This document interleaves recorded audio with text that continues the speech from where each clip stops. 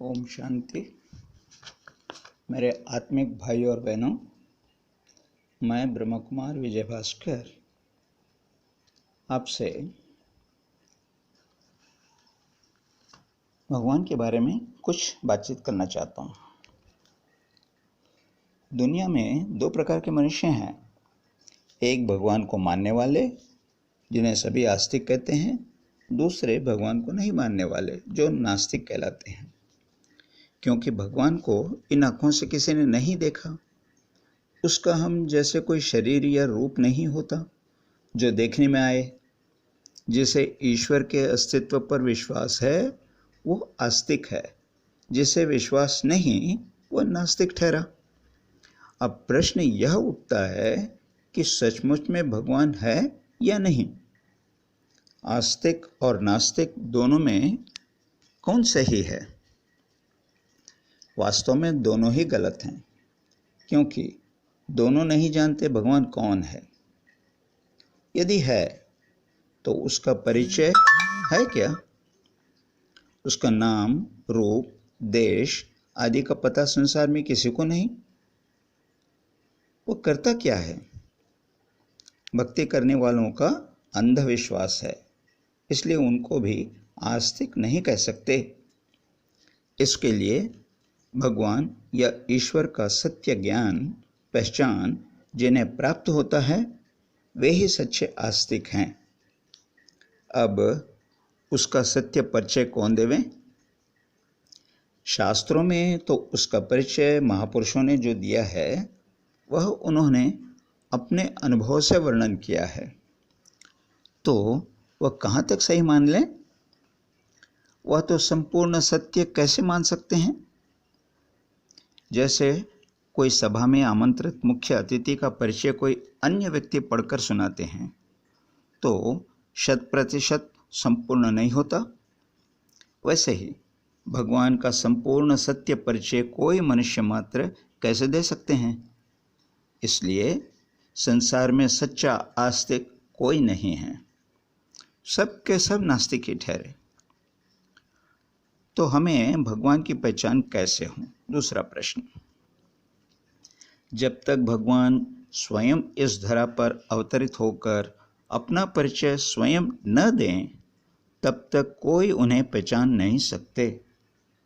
भगवान आते कहाँ से, कब आते हैं, क्यों आते हैं, यह हमें कैसे मालूम पड़े? शास्त्रों में तो भगवान के मुख्य रूप से दशावतार दिखा दिए हैं, अर्थात कम से कम 10 बार भिन्न भिन्न नाम रूप से अवसर के अनुसार प्रकट होते हैं या जन्म लेते हैं। हर बार भिन्न भिन्न कर्तव्य दर्शाए हैं। उनमें भी श्री कृष्ण को संपूर्ण अवतार कह दिए हैं, जिसने महाभारत के युद्ध क्षेत्र में अर्जुन को गीता ज्ञान सुनाया था, जो श्रीमद् भगवद गीता के नाम से विश्व भर में प्रसिद्ध है। इसमें हर जगह भगवान वाच लिखा हुआ है, जिसके 2 विशेष अर्थ हैं। एक, भगवान वाच यानी भगवान ने कहा, बोला, भगवान द्वारा उच्चारे गए वचन। दूसरा है भगवान के वचन, अर्थात भगवान द्वारा विश्व को दिया हुआ वचन या प्रण।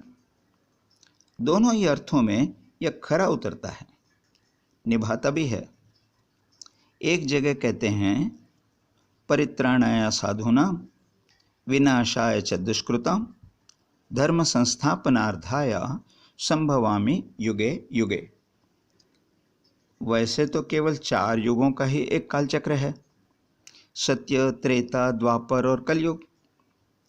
इसका अर्थ हुआ भगवान केवल 4 बार आते हैं धर्म संस्थापन करने। फिर कहते हैं, यदा यदा हि धर्मस्य ग्लानिर्भवति भारत अभ्युत्थानं धर्मस्य तदात्मानं सृजाम्यहम्। देखा जाए तो सत्य त्रेता में श्री लक्ष्मी नारायण, श्री सीताराम अर्थात देवताओं का राज्य था, वे तो धर्म पालक हैं। द्वापर में उत्तम राजाओं का राज्य था। हमारे पूर्वज कलयुग में भी संस्कारी और सज्जन थे, तो उस समय भगवान के आने की जरूरत नहीं थी। धर्म का पालन फिर भी अच्छा ही था, लेकिन धर्म का पतन भी क्रमशः होता रहा। अभी हम महसूस कर रहे हैं कि जब से भारत में मुगल साम्राज्य प्रारंभ हुआ, तब से धर्म का पतन शुरू हुआ। अत्याचार, भ्रष्टाचार बढ़ने लगा और अंग्रेजों के आगमन से पिछले 200 वर्षों में भारतीय संस्कृति और हमारे सनातन धर्म में गिरावट बहुत तेजी से होने लगी। जैसे जैसे पाश्चात्य विज्ञान और अनुसंधान वृद्धि को पाता गया, वैसे वैसे पिछले 100 वर्षों में भारतीय शिक्षा प्रणाली और भारतीय समाज में मानवीय मूल्यों का हनन होने लगा। अधर्म अपनी चरम सीमा को छूने लगा। यही अब वो समय आ गया है जब भगवान को अपना वचन निभाने आना पड़े। अभी कलयुग की समाप्ति का समय आसन्न हो गया है।